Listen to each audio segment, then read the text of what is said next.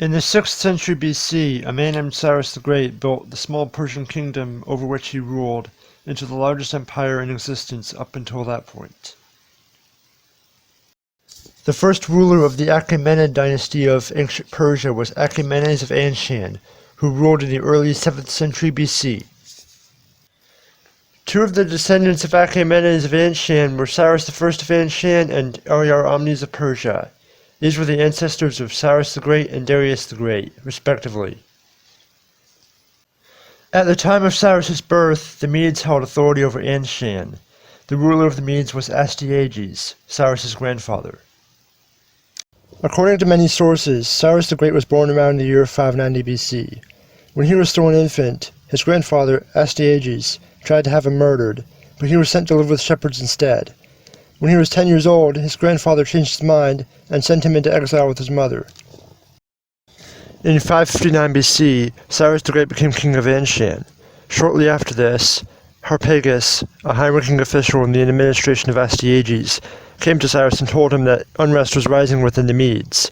Encouraged by this report, Cyrus the Great revolted against his grandfather in 554 BC, and in 550 BC succeeded in conquering Media.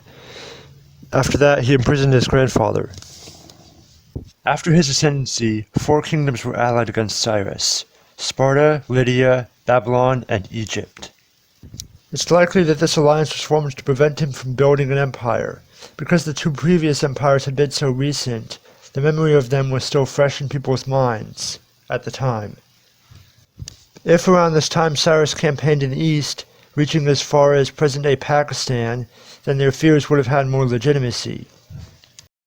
Following these campaigns, Cyrus went around Babylon and attacked Lydia, probably because he felt that attacking Babylon at that time wasn't feasible.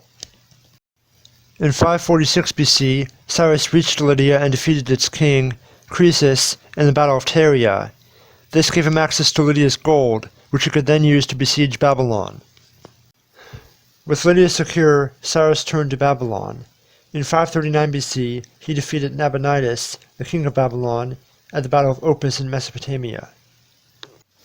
After the Battle of Opis, Nabonidus fled, but he was captured and likely sent into exile. With Nabonidus out of the way, Cyrus proceeded to the city of Babylon itself. The night of Cyrus's arrival, the city of Babylon was having a grand party.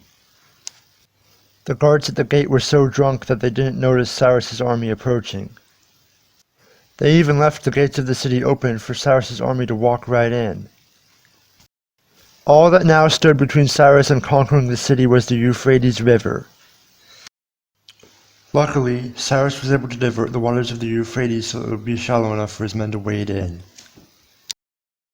Once inside, Cyrus's subjects slew Belshazzar, the son of Nabonidus, and a man named Darius the Mede was placed on the throne, according to Daniel 5:31, although the identity of Darius the Mede is unknown. A few years later, Cyrus turned his attention again to the east. A tribe known as the Massacatae were threatening his empire, so Cyrus met them in battle to stop their invasions. However, in July or August of 329 BC, he was killed in battle, and their queen, Tomyris, cut off his head. She also mutilated his body. However, his son and successor, Cambyses, fought the Massacatae and recovered Cyrus's body, burying it at Pasargadae. If you enjoyed this video, please leave a like and a comment below. Thank you. Bye now.